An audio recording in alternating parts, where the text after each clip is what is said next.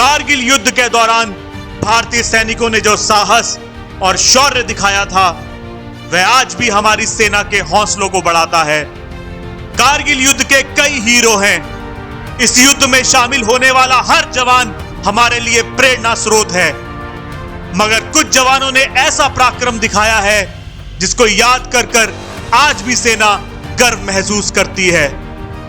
कारगिल युद्ध में कई ऐसे जवान भी थे जो कभी वापस नहीं लौट सके, और ऐसे ही एक वीर कैप्टन अनुज भी थे जिन पर पूरे भारत को नाज है। अनुज नायर का जन्म 28 अगस्त 1975 में दिल्ली में हुआ था।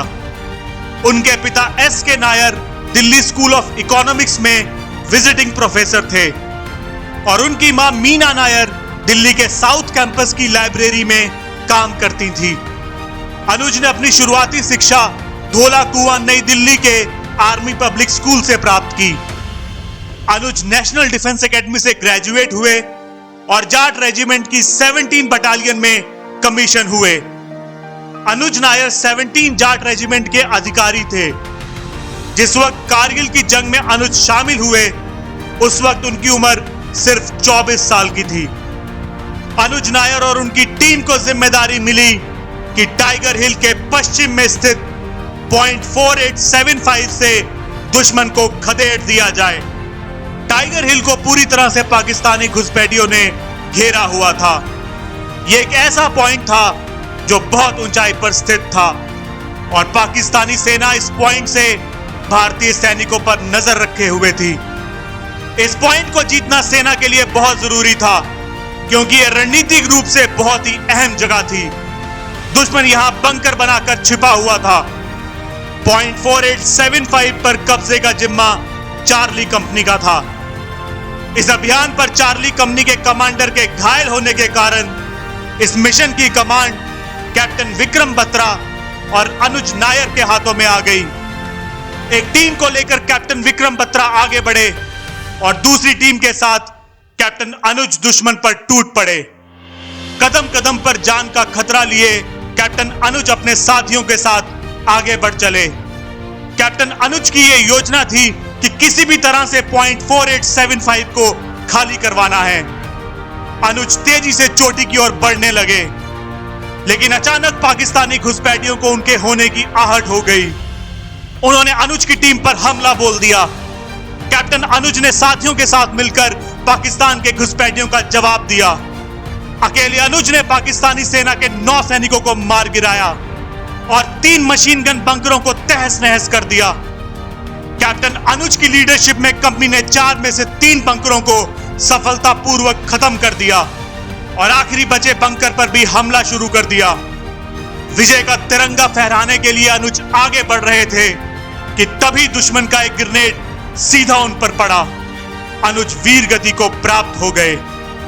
इस बीच पाकिस्तानी घुसपैठियों ने वापस आकर पॉइंट 4875 पर कब्जा करना चाहा, लेकिन पीछे से दूसरी टीम के साथ कैप्टन विक्रम बत्रा पहुंच चुके थे। उन्होंने घुसपैठियों का काम तमाम कर दिया और पॉइंट 4875 पर 7 जुलाई 1999 को भारत का तिरंगा झंडा फहरा दिया गया। अपनी भारत माता के लिए कैप्टन अनुज जैसे उनके बेटे आज भी हंसते हंसते अपनी जान की कुर्बानी देने से पीछे नहीं हटते। कैप्टन अनुज नायर को उनके अद्भुत शौर्य और पराक्रम के लिए महावीर चक्र से सम्मानित किया गया। दोस्तों, कैप्टन बत्रा की ही तरह कैप्टन अनुज नायर की प्रेम कहानी अधूरी रह गई। कैप्टन अनुज नायर की सगाई हो चुकी थी। युद्ध से लौटकर अनुज अपनी बचपन की दोस्त से शादी करने वाले थे। 10 सितंबर 1999 को अनुज की शादी होनी थी, लेकिन किस्मत को कुछ और ही मंजूर था। कारगिल युद्ध के दौरान ही अनुज नायर को प्रमोट करके लेफ्टिनेंट से कैप्टन बनाया गया था। कैप्टन अनुज नायर ने युद्ध के लिए जाते वक्त अपने सीनियर को एक अंगूठी दी और कहा था कि यह अंगूठी वो उनकी मंगेतर को दे दें। जब उनके सीनियर ने कैप्टन अनुज से कहा कि तुम खुद लौट कर दे देना, इसके जवाब में उन्होंने कहा, मैं जंग पर जा रहा हूं, पता नहीं वापस लौटूंगा या नहीं, लौट आया तो खुद दे दूंगा, वरना आप इसे मेरे घर भेज देना। अनुज नहीं चाहते थे कि उनके प्यार की निशानी दुश्मन के हाथ लगे। अनुज की शहादत के बाद उनके शव के साथ वह अंगूठी भी उनके घर पहुंची। और मैं अंत करूंगा अनुज की उस आखिरी चिट्ठी से जो उन्होंने जंग पर जाने से ठीक पहले अपने पिता को लिखी थी। डियर डैड, आपका पिछला खत मिला। आप बिल्कुल चिंता मत कीजिए। अभी तक कोई ऐसा माई का लाल नहीं मिला जो मुझसे जीत पाए। वो दिन कभी नहीं आएगा जब मुझे हार का स्वाद चखना पड़ेगा। डर नाम का कोई वर्ड उस डिक्शनरी में है ही नहीं जो आपने मुझे दी है। आप 200% सही थे। जमीनी हवा कुछ नहीं छुपाती। मैं अब हथियार चलाने में माहिर हो गया हूं, यहां तक कि मैं बिना हथियार के भी किसी का मुकाबला कर सकता हूं। आप चिंता मत कीजिए, आपके बेटे को कोई भी हालात हरा नहीं सकते। मुझे सिर्फ आपकी चिंता लगी रहती है।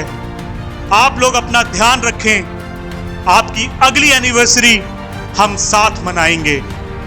अपने माता पिता के साथ उनकी एनिवर्सरी मनाने का अनुज का यह सपना पूरा तो नहीं हो पाया, लेकिन उनकी वीरता आज भी हर भारतीय के हृदय में जिंदा है। भारतीय सेना के बहादुर योद्धा कैप्टन अनुज नैयर को मेरा शत शत नमन।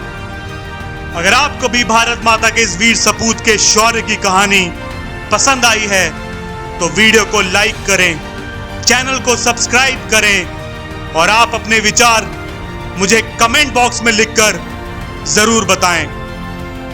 जय हिंद।